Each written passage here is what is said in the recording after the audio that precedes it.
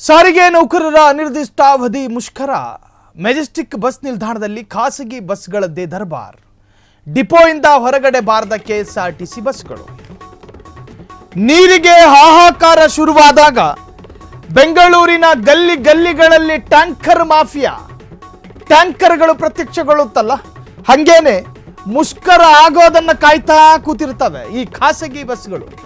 ಅದರರ್ಥ ನಾವು ಖಾಸಗಿ ಬಸ್ಗಳ ಕೊಡುಗೆಗಳನ್ನು ಮರಿತಾ ಇದ್ದೀವಿ ಅಂತಲ್ಲ, ಖಾಸಗಿ ಬಸ್ಗಳ ಕೊಡುಗೆಯನ್ನು ಕೂಡ ನೆನಪಿನಲ್ಲಿಟ್ಟುಕೊಂಡು ಕೆಲವೊಂದಿಷ್ಟು ಖಾಸಗಿ ಬಸ್ಗಳು ಮಾಡುವ ರಕ್ತ ಹೀರುವ ಕೆಲಸದ ಬಗ್ಗೆ ಮಾತ್ರ ಮಾತನಾಡ್ತಾ ಇರೋದು. ಹಂಗೆ ಯಾರ್ಯಾರು ಮಾಡ್ತಾ ಇದ್ದೀರೋ ಅವರಿಗೆ ಮಾತ್ರ ಈ ಮಾತು ಅನ್ವಯಿಸುತ್ತೆ. ಮೆಜೆಸ್ಟಿಕ್ ಬಸ್ ನಿಲ್ದಾಣದಿಂದ ಖಾಸಗಿ ಬಸ್ಗಳ ಕಾರ್ಯಾಚರಣೆ. ರಾಜ್ಯದ ವಿವಿಧೆಡೆಗೆ ಮೆಜೆಸ್ಟಿಕ್ನಿಂದ ಖಾಸಗಿ ಬಸ್ಗಳ ಓಡಾಟ. ಸಾರಿಗೆ ನೌಕರರ ಅನಿರ್ದಿಷ್ಟಾವಧಿ ಮುಷ್ಕರ. ಮೆಜೆಸ್ಟಿಕ್ ಬಸ್ ನಿಲ್ದಾಣದಲ್ಲಿ ಖಾಸಗಿ ಬಸ್ಗಳದ್ದೇ ಕಾರ್ಬಾರ್ ಮತ್ತು ದರ್ಬಾರ್. ಡಿಪೋಯಿಂದ ಹೊರಗಡೆ ಬಾರದ ಕೆಎಸ್ಆರ್ಟಿಸಿ ಬಸ್ಗಳು. ಹೀಗಾಗಿ ಮೆಜೆಸ್ಟಿಕ್ ಬಸ್ ನಿಲ್ದಾಣಕ್ಕೆ ಖಾಸಗಿ ಬಸ್ಗಳ ಎಂಟ್ರಿ ಕೊಟ್ಟಿದೆ. ನೋಡಿ, ಈ ನಮ್ಮ ಮನೆಗಳಿಗೆ ನೆಂಟರು ಬಂದಿದ್ದಿನ ಮನೆ ಹೆಂಗಿರುತ್ತೆ ಹಂಗಿದೆ ಇದು ಮೆಜೆಸ್ಟಿಕ್.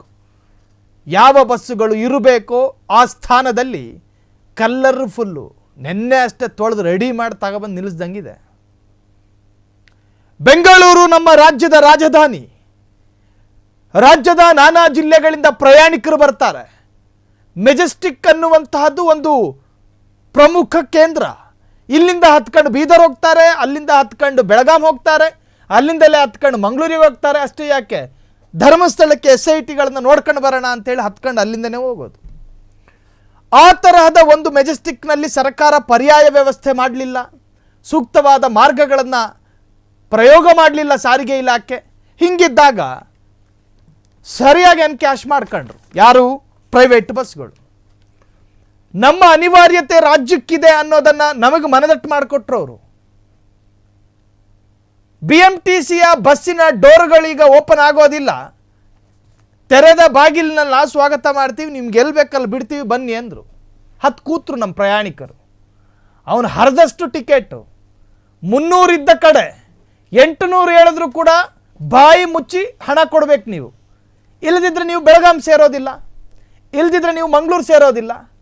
ಅವರು ಕೇಳಿದ ಹಣ ನೀವು ಕೊಡಬೇಕು. ನೋಡ್ರಿ, ಅವಕಾಶವಾದಿಗಳಾಗಬಾರ್ದು ನಾವು. ಅನಿವಾರ್ಯತೆಗಳನ್ನು ಪ್ರಯೋಗ ಮಾಡಬಾರ್ದಲ್ಲ.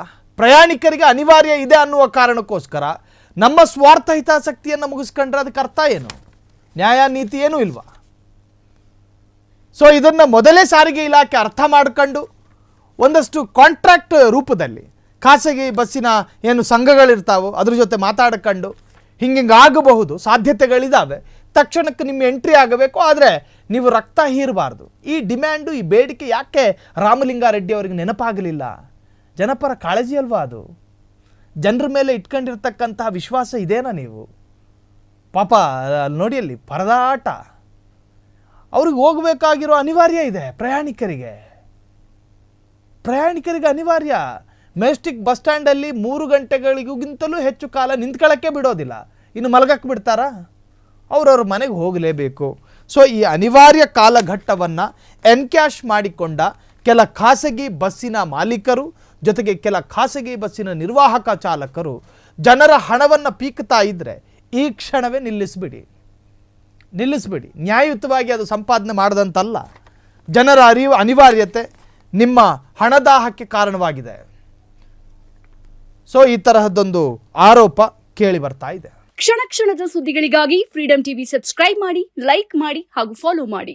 ಹೊಸ ಸುದ್ದಿಗಳ ನೋಟಿಫಿಕೇಶನ್ಗಾಗಿ ಬೆಲ್ ಐಕಾನ್ ಮೇಲೆ ಕ್ಲಿಕ್ ಮಾಡಿ.